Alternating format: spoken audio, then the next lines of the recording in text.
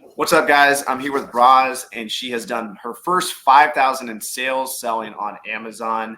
And in this video, we're going to break down how she did it and how you can as well. Welcome to the Amazon Savages Podcast. Welcome to the Amazon Savages Podcast. Hear the stories of Amazon sellers crushing it in the game and keep up with the latest strategies that are working. Sit back, relax, and remember, if you truly try and work really hard, you will make a ridiculous amount of money selling on Amazon. Welcome to the pod. I'm pretty sure people can guess what you're selling based on the background behind you. But if you want to take a step back, tell us what are you selling and what kind of success you've had. And a little bit before this pod, you were telling me some stuff about how you've tried different models, but this is kind of the first thing that's worked for you in terms of selling on Amazon. Yeah. I originally came into it to do online arbitrage and to do basically books, because I'm a giant book lover and book person, and it seemed like a great fit. And everybody was just laying around getting fat, during COVID. So it was, it looked like a good opportunity and something to try. So I also, the way that I got into it too, is I work with a big charity in DC. And, I think last year we had 80,000 books and, DVDs and CDs and vinyl and just about every media. And what happened is of course we had COVID, so it fell off, but I've been working there since 2019, and it's a long process. I mean, it's a 6-month process to get all that, sorted and up and running for the big sale every year. And so in this year, in January, when I went in to do some, charity work, I said to them, gosh, I just opened an Amazon store. What if I helped you sell some things online? Well, they have booksellers that already come in and pre-scan a lot of the books and things like that. So it looked to me like they didn't really want me to do it, but they were going to let me because I'd been such a great volunteer for, 5 years or so. So the thing was that I accidentally scanned a DVD because, Steve Rakin's always going, get the DVDs, So I scanned a DVD and I couldn't believe it. It was $100. It was like a brand new BBC, DVD. And I said to them, what the sales rank was? Oh, I think, it was really low, like a couple thousand or something like that. And it was a really famous BBC, the BBC is very popular and you can get a ton, but it was also new. So I said to them, this is worth $100. So we spent, the booksellers were just ignoring the DVDs. So we got all the volunteers together and we took everything that was new out of the boxes, out of where we had sorted them, and I put them all online for them. So that's sort of like new condition, or new as in not scanned yet? They were a lot of, new condition for sure. None of them had been scanned because this was just the pre-setup. And when the guys who come in and do pre-scanning on a lot of the stuff, because there's so many books, and we try to move as much out as we possibly can, they just ignore the DVDs. So the DVDs sort of became my little thing. So it was a little bit disappointing this year because I put together a whole project around the DVDs because they threw most of them away last year. I mean, not last year, but this last sale, which is this year. And if I'd known what I know now, I never would have allowed that to happen. I would have gotten a U-Haul and I would have had them put all the DVDs and the CDs in there. And at the least, I would have done a bulk sale. What are you using to scan these? Like, are you setting up triggers for DVDs and CDs? So when you scan, it turns green and red. Can you kind of walk us through what triggers you set and like what app you're using? Yeah, I'm using Scoutly, and I'm using primarily Mike's DVDs, Mike the Used Bookseller on YouTube. So he set up several, he does DVDs, CDs, and books as well. Mm-hmm. So they're also posted on Rakin's site, the Reselling Freedom. So I'm using that. And the bottom line is I used to set the margin very high So I used to say I have to make $10 on a DVD, which is really stupid because there's a lot of money to be made between 5 and 10, depending on what the ranks are, of course, and they're light and, all the other issues. So I lowered mine down to about $5. But the big thing is on Scoutly now, I do what GoToLister does. I look at it, and if there's no FBA offers on there, I don't even care what the rank. Well, I do care what the rank is, but I don't really care, how popular it is. You know what? I just had an idea this morning. Well, yeah, I won't say the first part. There's an interesting story about Scout IQ and Scoutly, but either one who wants to implement this can, because I know at least Scoutly's probably watching. Scout IQ, they sold, so they're probably not watching. But I think what a really interesting addition to these apps would be is if you scan something that has no FBA offers, and let's just say the lowest merchant fulfilled price is 10 and it's buy boxing at 10, it would be nice if it did what GoToLister does and it automatically tacks on 100%. But in the case of a scanning app, you should probably tack on like 50% just so you get that attention. So it actually triggers, like they're called triggers because they trigger it to turn green. And so it would trigger it so there's nothing that's telling you. Okay, so like if you scan a book that has a $10 low price merchant fulfilled, and it's at like a really low rank, like let's say 25,000 sales rank, and the new price is $25, it's actually going to compare to the new price. Right. Why is it compared to the new price? It compares to the new price because it thinks that you could probably sell this book for more because there's no FBA offers. Right. That's how Caleb Roth, the book flipper, originally programmed it, and I think Scoutly has programmed it similarly. So, but if there just happens to be no new offer on the listing, now it's only going to compare to the $10 buy box, and so now it's not going to turn green; it's going to turn red. Oh, good point. So literally, people are out scanning, and they're only accepting books without FBA offers only if there's a new offer available. So I'm thinking these apps should make it to where if there's no FBA offers and there's no new price to compare against, just tack on 50% just so you get the ding, and then maybe add like a no FBA warning. And that way you know that when it says you're going to make $10, or it would probably be like $5 profit on a book that has a low price of 10, which should really only make it 2. It's because it's tacking on an additional 50% because there's no FBA. Right. And I think there should be some type of trigger like that. Mike's does show if there are no FBA offers. There's a separate, but it doesn't do what you're saying. It doesn't act like GoToLister. It does not tack on, something to go ding. And the difference between GoToLister and these sourcing apps is the sourcing apps are solely trying to get your attention. Yes, right. They want to ding. They want to ding in your face. Whereas GoToLister, our sole intention is we want to make you more money. Yeah. So there's very different motives for these apps, and so I think they should definitely have something like that. Yes, absolutely. Yeah, it's interesting too because one of the things too I use Mike as a reference a lot because he's a coach on Reselling Freedom. And he's taken us through, quite a bit on the scanning and sourcing side, which I don't really do that much.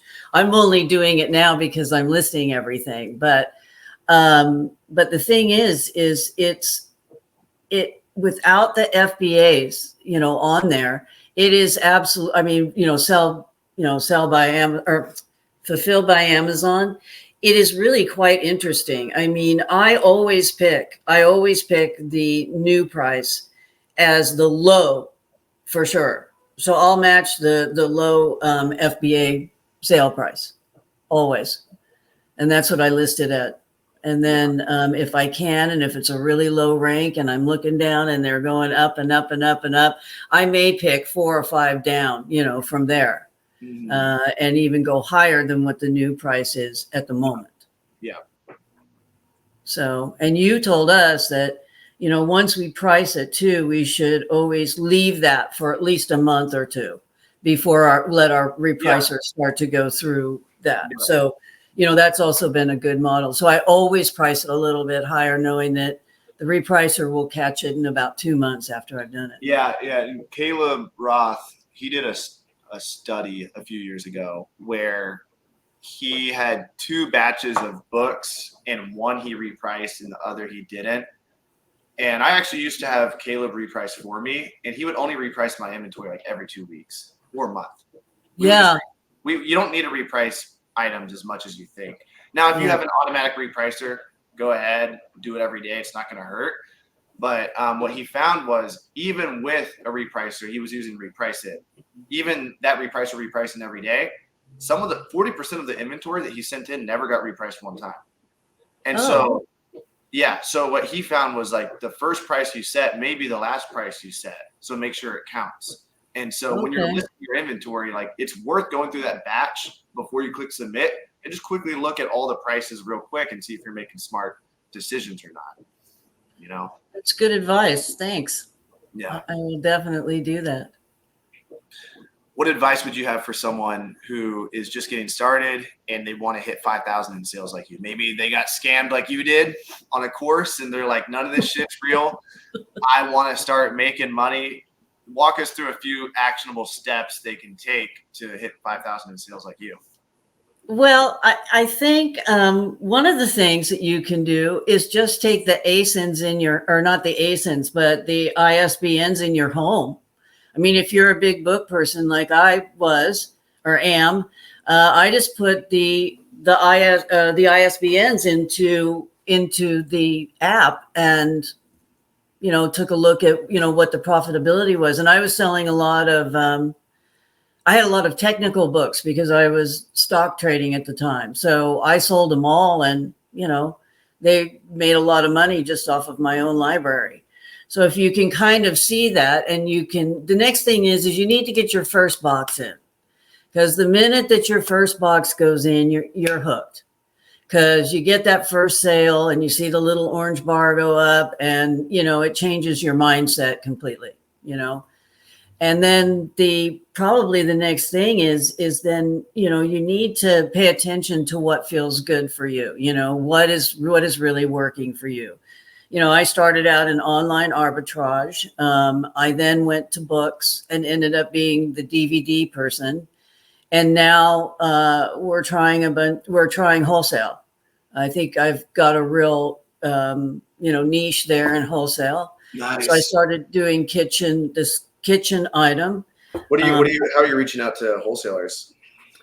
I'm not doing wholesalers at the moment. I'm doing more of a wholesale flip, if you will, because I don't have any wholesalers in my back pocket. I'm just buying a bunch of inventory from wholesalers.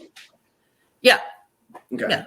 So, and then just buying that. And so I found a product that, you know, flies off the shelves, and that's even more fun. Now I'm kind of, I'm trying to see if Caleb's worksheet is going to work with me on the wholesale accounting piece. Because I'd really, What's your goal with that? Just to see your true profit? Or Yes. Because right now, of the sale price, as an example, Amazon takes half. Yeah. You know, so I get half, and then I need to see what, I haven't broken it all down, you know, and I don't need any storage space because it's a small and light product. So, you know, I need to do that though. I'm sure that his spreadsheet. Are you doing consignment? No. Okay. No, I just am buying it outright. Okay. And just selling it. So they don't get any money. With GoToLister, you can view profit. Yeah, one thing I was going to ask you about GoToLister and that profit section is because, you know, it's now relabeled the inexpensive FBA, but it used to be the small and light program. And it doesn't take into consideration that the small and light program had different Amazon fees. Do you find that or no? It's probably true. Yeah. So like total fees this is FBA fees. Yeah. So yeah, there's a chance. I'll talk to Dom about that, but this is more of like an estimate. Okay. What we have on our roadmap is pretty soon we're going to have like end of year tax net profit report. So the exact amount. Right now, this is more of like this is telling you, are you making good purchasing decisions or not? Yeah. And so it's going to factor in this account that I have doesn't have buy cost entered, but it would factor in everything you paid for the inventory. This is all the Amazon FBA fees. So total sales is 118,000. Total fees are 44,000. Let's just say you paid 30,000 for the inventory, then your total profit would be 44. So the net profit reports are coming very soon. Oh, that's exciting. I mean, really. Yeah.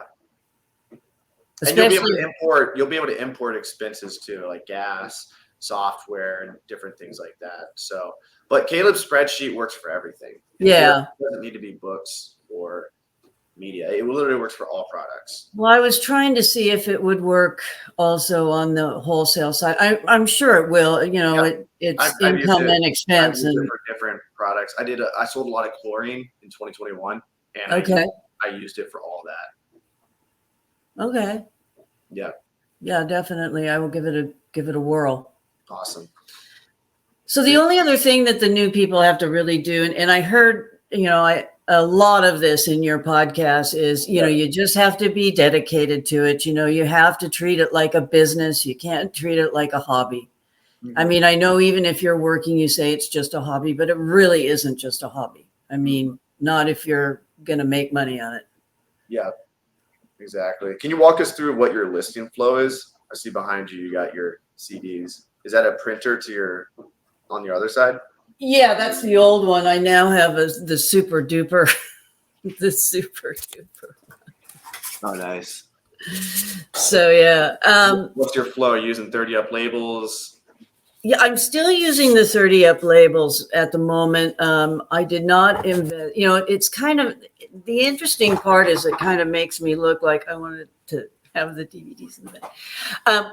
So it's an interesting thing because, I've been working with this charity. And so this summer I spent, I'm going to answer the question. It's going to take it's going to meander through the roads here. So anyway, what I wanted to do was I wanted to build the DVD CD empire for the charity. So I went and I talked to a lot of people about getting rid of, DVDs and, maybe doing bulk sales. And I negotiated with some people. I put this whole program together and they said, no DVDs this year. None. We don't want them. We really thank you for all the work you did, but we don't want them. We threw so many away last year. It was such a pain in the butt. We're not going to do it. And I said, but wait, I've been doing this now for 6 months and I know I can handle the whole thing. And they said they just didn't want to be bothered. So in September, when the charity work starts, I went in to quit. I was going to quit Amazon, quit selling online because I wasn't a sourcing person anyway, ever. And so I was going to quit everything. And I went in to quit the charity. And when I walked in, the people didn't pay any attention. So they had 20 or 30 boxes. I mean, this is only like maybe 5 boxes. And the people just kept bringing their DVDs and I had kept begging them, to give me the DVDs. So they took them. So that was kind of where the journey went. So the listing, the way that this is going now this is like a bulk pickup for me. I get Uber XL and put as many boxes in and take them to my storage unit. And so that's how I do it. The first thing that I do now is I will go through and I will take Scoutly and I'll do a first pass through. So all the duds or the sell back your book. And I forgot about restricted inventory because I've got a whole pile down here of restricted inventory that really hard. Well done, sir. And welcome to the freaking Well Show. Restricted inventory. Hey, we only keep $20 tops now. So if you send us textbooks, the most we ever keep is $20. Oh, no, mine is going to be $100 textbook. $100 textbook. You keep 80, and we cap ourselves at 20. Oh, cool. This is something new. We cover, if you want, we can cover shipping up front. We have you pay shipping on the back end, or you can pay shipping up front and be done with it. So you cover shipping, but we cover 100% prep. And if you sell a $100 profit book, the most we keep is $20. So it's no longer a 50-50. No. It's a 50-50 split for items that we do not have a $20 cut on our end. But if our cut exceeds $20, we cap ourselves at $20 and we give Okay. you the best. So a $50 book, you're keeping 30, we keep 20. A $200 book, you're keeping 180, we're keeping 20. Okay. Yeah. And so what's the smallest amount that you will take on restricted inventory? Like profit wise? Or Yeah, I mean, like because these DVDs, I can't remember how much they were. I think they were between $50 and $100. So with the DVDs, we still do the 50-50 split. So if you sell a $100 DVD, it's 50-50. But for the textbook side of things, we have a different partner, and we both talked, and we think it's like a much better offer for the community if we only cap ourselves at $20. But for DVDs, I mean, DVDs can be a pain. So like what we do is you can ship us hundreds of DVDs. We don't charge you anything for prep. And we also have different sales channels we sell them on. So you might get a little bit faster sell through with us. Okay. But, I mean, if you're ungated already, like feel free to sell them yourself. But we have like a bunch of people that send us DVDs just because they don't want to deal with them. Oh yeah. Well, I can't get ungated in 2 major studios. Gotcha. Without buying, and I don't feel like doing that. So yeah. And so like in that case, I mean, I would try to build at least a box worth of DVDs before you ship to us, because you can't mix CD and textbook shipments. Textbook shipments are completely separate. Book shipments, period. All books go to Texas. All CDs and DVDs go to Dave Can Read, David Chung. He's out in he's got a couple of warehouses, but we ship them to the warehouse in New Jersey now. So yeah. All right. Yeah, because I was wondering about that. So I'll definitely do it. But so the next step I'll do is I'll do Scoutly and I'll weed it all out. And then the next step that I do is GoToLister. Mm-hmm. And what's your listing flow? Are you scanning 5, labeling 5? Are you scanning 1, labeling, and putting in the box? I'm doing 20 at a time now. Okay. And I don't have a printer that prints 1 at a time, unfortunately for me. And so I use the 30 up labels. So I wait till I get 30 and then I print them and then, sort of go that way. No, it takes 30 up labels from Seller Central then? Yes. Okay. Yep. Nice. And it goes pretty fast. All the SKUs are right there. If you just do 30 and although, you have to upload everything to Seller Central to get it done. So if I have 120, I just, have 4 pages of them. What a pain that is, though. Oh my Get yourself God. a Rolo. I should, to give myself a Christmas. I should, though. You're right. You're absolutely right. Well, you can get free UPS labels for life with a Rolo. Really? Yeah. So hold on. I'll show you real quick. I should. I actually really should. So we have, you can order these, just set up a UPS business account. Yeah. You'll get these right here, free for life. Okay. And with the Rolo printer, this can print F and SKU labels for the DVDs. Okay. Books. And then if you open it up, so here's an F and SKU label. That's what that looks like. But you can exchange it out. So you can also put the regular labels in here too. So good. Shipping labels, you'll never have to pay for shipping labels again. I think this is $150 on Amazon, but it's going to save you so much time. Like you'll save a few hours a month. What brand is that? Do you know? Just type in Rolo wired printer on Amazon. Okay. Yeah, you'll see it. Yeah, I really should, particularly with this group. I mean, because I have now in the storage unit, like I said, I have over 10 boxes now. And we have 1 more drop off day. So there's probably going to be 20, 25 boxes in there. I don't know that I can be sane even at the end of this one. Yeah, you got to get to scanning. Well, what I was going to do is I thought to myself, how about if I do, like once I do the first pass and I'm getting to GoToLister, why don't I just track it? Mm-hmm. See exactly how much time it takes. What do you mean, to list or the whole process? To scan them all in, and then I'll have that time frame and I'll see how fast it was. And then the next time frame is making all the mental decisions on the price. Yeah. And then the third piece would be putting the damn labels on the, can you say damn on the podcast? You can say whatever you want. The damn labels on the back. Yeah. I think that'd be a good idea. We thought about having like a timer on the batch. So like when you start your batch, it has a timer and you can time yourself to see like, oh, does it take 1 hour for me to list 100 books or does it take me, 2 hours to list on, and then you can like clock out essentially. When you're Well, done. that last batch I did that I sent in, the one with 60 in it, that one, it only took me less than a day. But that's the first sort, the GoToLister, the pricing, everything, and even meal breaks. Nice. It was only a few hours. So but it was funny because when I got Scoutly, they have a listing tool in there. And I thought, oh, I'll just use this. No. In 1 minute, I was back at GoToLister. Yeah. Because I had too many. I mean, I really. What was the main difference for you?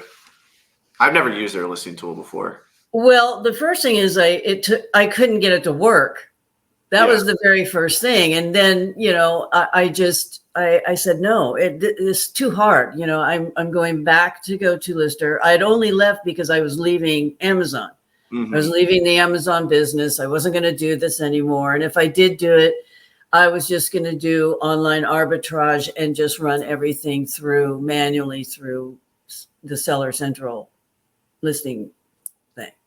So, I was going back to the dark ages, but then, this kind of, showed up. So now I feel a lot better. I can justify, the different programs and things like that. So I'm happy.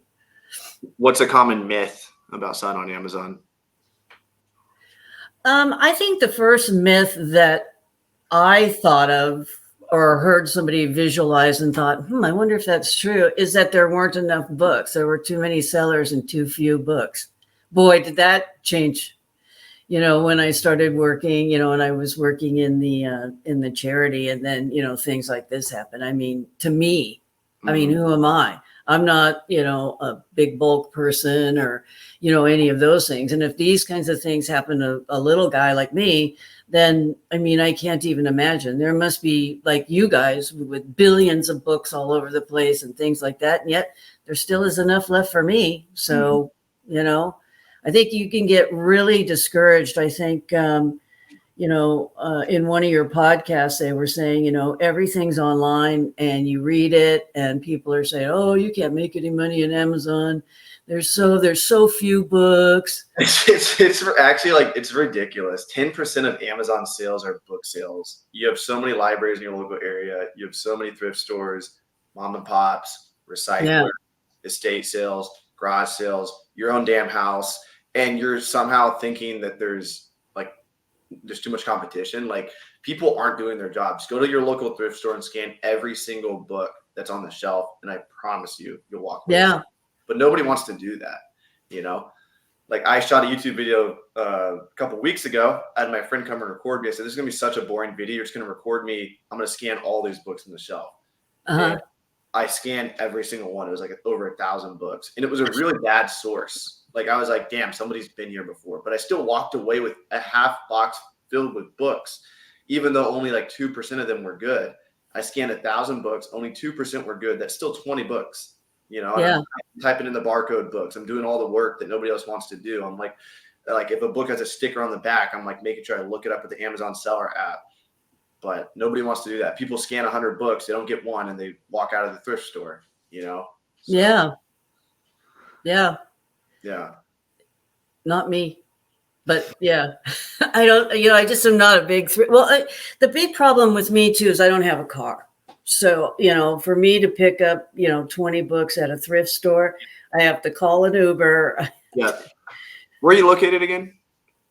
I'm in the DMV, DC, Maryland. I'm actually in the state of Maryland, but it's a good area for books.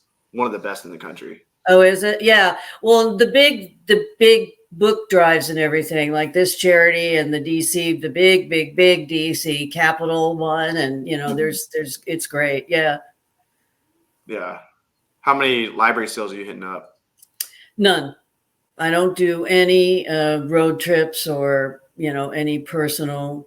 I have a little thrift store that's by me, but every time I go in there, I buy something instead of scan the books. So I just decided my model is going to be online arbitrage and wholesale. I kind of liked it. Aren't you selling cosmetics as well? Did I hear you say that? No, I have some beauty products, but I've done a little bit of OA cosmetics, but not much. Just a little bit. Right now, I'm mainly doing wholesale, and then I have my book business, restricted inventory. Like those are my two main things. And with wholesale right now, I'm just working on getting ungated in the product. Yeah. I have a new account. I went through an account shutdown this summer, so my new account is like Amazon doesn't trust it yet. So, but really, yeah. Yeah, I was sorry to hear that. Yeah, you live and you learn. Yeah. You adapt, you overcome, you don't stop posting on social media, and you show the world that you can get out of it. Yeah. Well, I have a lot of respect for that. I really do. Yeah, it was tough. But what advice would you have for a younger Roz, or younger as in like a year ago, somebody who's just starting in business? Like, do you have like any secret tips that you think they should know? Well, I have, one thing I did too when I started my business is I read the social media. And so I call it, because the dumb money guys over in the stock market, which is where I was before, they call it social arbitrage. So I read everything up, and the minute, and particularly with cancel culture and all these other things, the minute somebody gets canceled, I'm on it. My most notorious success stories are centered around President Trump. So love him or hate him, he's got economic value to me. And so like I started trading Trump things in 2021, actually, and because he launched his SPAC for his Truth Social network. So the minute he did that, he launched DWAC, the stock. And I knew 50% of the country was going to be up in arms. You have to find something that 50% of the country loves and the other 50% of the country hates. Yep, that's and almost the minute that you, That's almost everything these days. Yeah, and the minute that happened, I knew that stock was going to move. It's my biggest one-day gain ever. It was $10,000 in an hour. Nice. And so now I started off buying a few of anything that around him, like the coffee table books and some of those things, and then they just doubled. So just watch the news media, go and get I have a couple of others, but I'll save those for myself because I've made a lot of money off of them too. But just watch for that. Keep your eye open for some real opportunities. You can go pick up books, you can do all those things, particularly if you have a car, but I prefer to do it on a more like online model. Right. What's your goal for the next, like, what do you see 2024? What's your big goal in your Amazon business for 2024? Well, I picked up a business partner along the way, a friend of mine that, we've known each other for years and years. And so we decided to go all in. So we're going all in on Amazon now. I also have a consulting business. I do small business consulting. Did it during COVID, but we're really going to go all in, and we're going to make this a success. So Steve is running his Black Friday sale. Yep. So I'll have to publish this before that sale's over with. Now that you mentioned that, so I'll publish this. I have like 5 other podcasts lined up, but I'll publish. Oh, great! I'll probably Yes, like Thanksgiving-ish. Yeah. So the Black Friday sale, we've already signed up for the VA course. So we're going to get some VAs on board. We're going to do more online arbitrage. One of the things, especially for a new person on something like this, Black Friday is great for them. They should also get into, I think. You just broke up.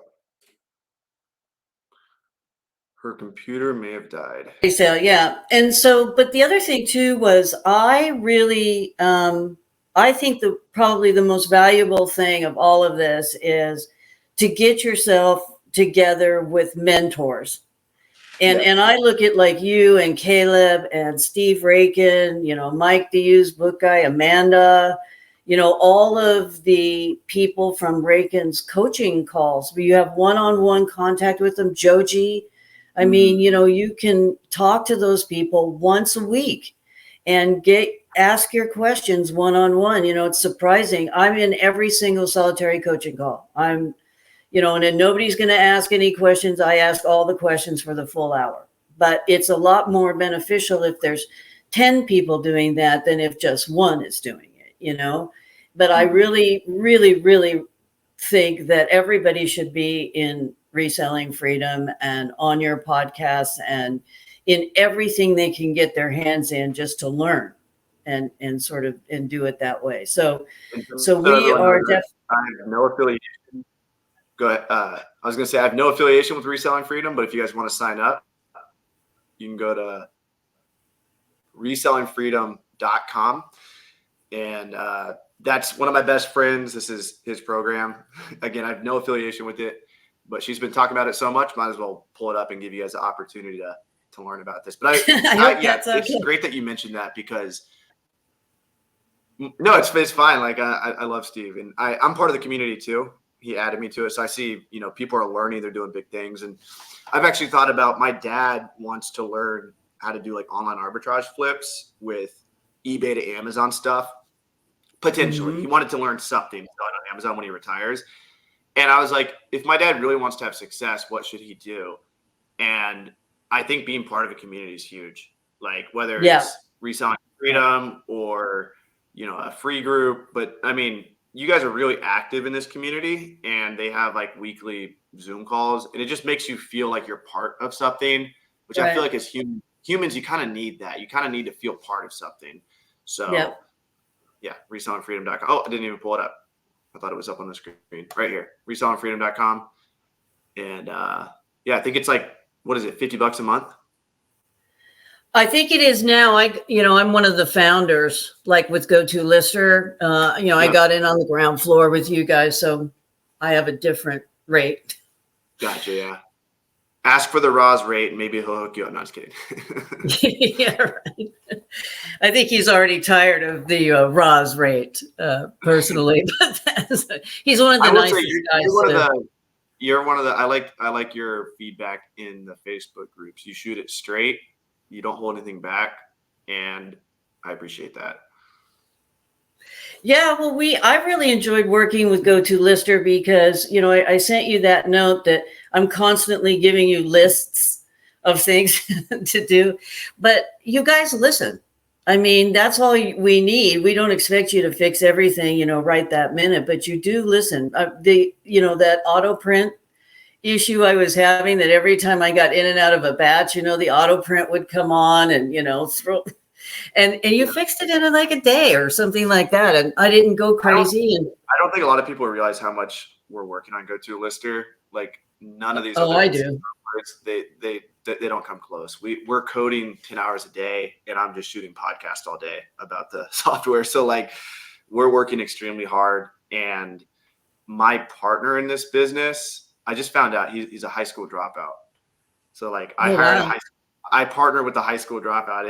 But the reason he dropped out of high school was he was like, this is stupid. I'm never going to use this stuff I'm learning. Like he was like in class. He was like, all of this is stupid.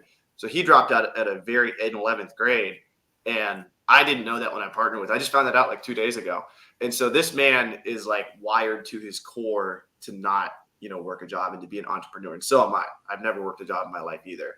And so we're both just out here, and we're both Amazon.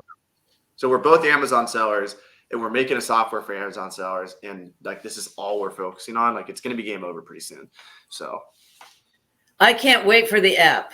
When I saw you on a podcast showing the app, I was like going, wait, I want a personal call from Avery when that. What do you mean the app? What are you talking about?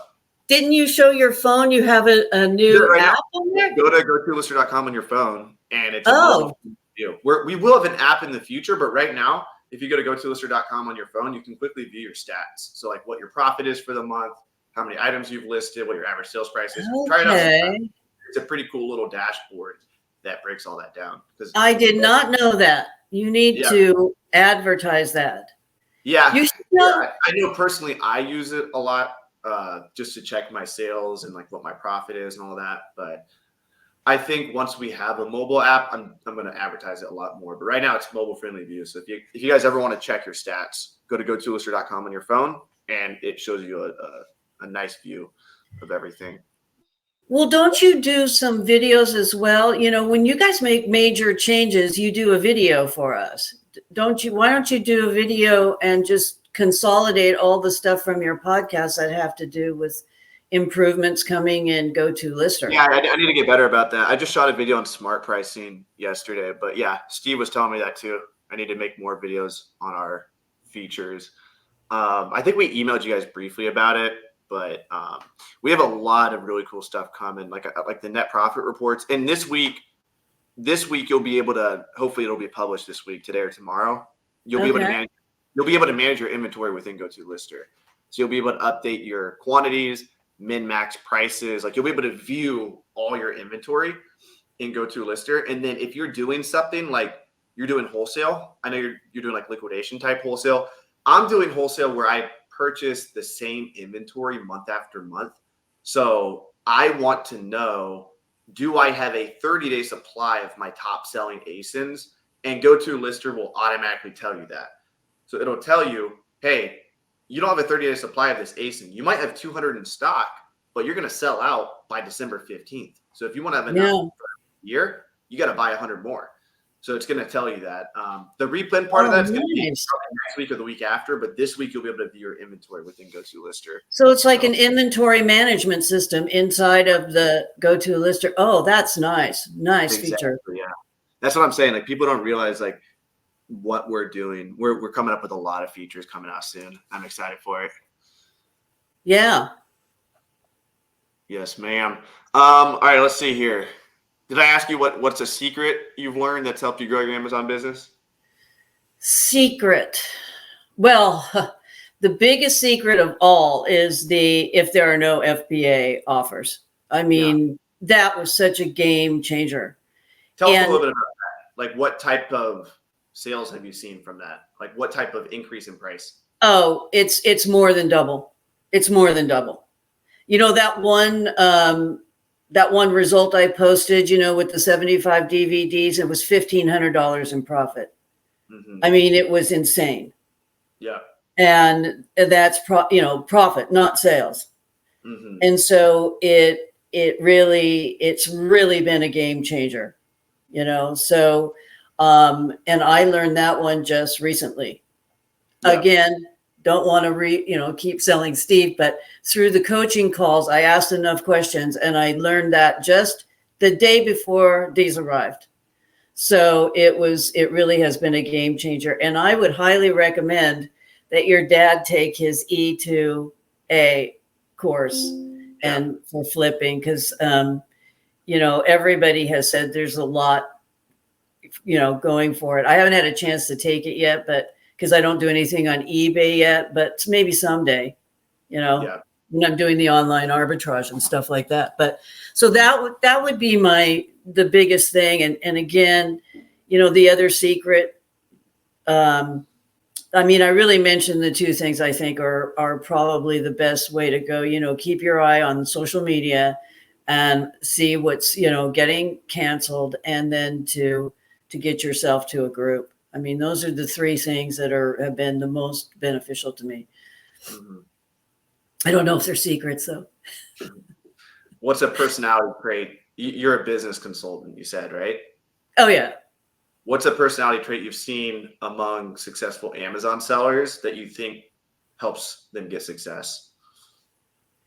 Well, the number one quality I think all of you guys have is determination. I mean, I saw a picture of you and Caleb at a truck where there were like thousands of books coming down this conveyor, and he's just standing there picking them up, scanning them. I mean, there were enough books there, like billions.